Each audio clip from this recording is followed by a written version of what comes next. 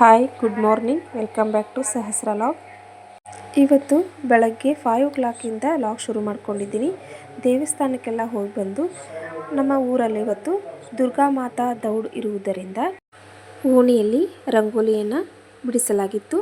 ಹಾಗೆ ಒಂದು round terrace ಮೇಲೆ ಹೋಗಿ ಸೂರ್ಯನ ಉದಯ, ಪ್ರಕೃತಿಯ ಒಂದು ವಿಸ್ಮಯ, ಪಕ್ಷಿಗಳ ಒಂದು ಚಿಲಿಪಿಲಿ ಕೇಳೋಕ್ಕೆ ಬಹಳಷ್ಟು ಇಂಪಾಗಿರುತ್ತೆ.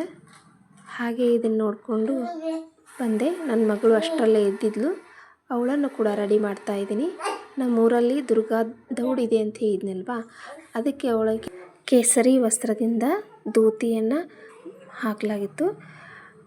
ಇನ್ನೊಂದು ಕೇಸರಿ ವಸ್ತ್ರದಿಂದ ಪೇಟವನ್ನು ಅವರ ಅಪ್ಪಾಜಿ ಸುತ್ತಾ ಇದ್ದಾರೆ. ಆದರೆ ಸುತ್ತಲಿಕ್ಕೆ ಅವಳು ಬಿಡ್ತಾನೇ ಇರಲಿಲ್ಲ. ಪದೇ ಪದೇ ಆ ವಸ್ತ್ರವನ್ನು ಜಗ್ತಾ ಇದ್ಲು.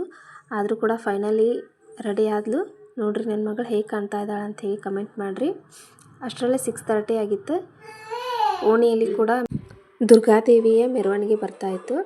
ಈ ದುರ್ಗಾದೇವಿಯ ಮೆರವಣಿಗೆಯನ್ನು ನನ್ನ ಮಗಳಿಗೆ ತೋರಿಸ್ಲಿಕ್ಕೆ ಅಂತ ಹೇಳಿ ಬಂದೆ. ಅಷ್ಟರಲ್ಲೇ ನೋಡ್ರಿ ಎಷ್ಟು ಚೆನ್ನಾಗಿ ಅಂಗಳ ತುಂಬ ರಂಗೋಲಿನ ಬಿಡಿಸಿದ್ದಾರೆ ಎಲ್ಲರೂ.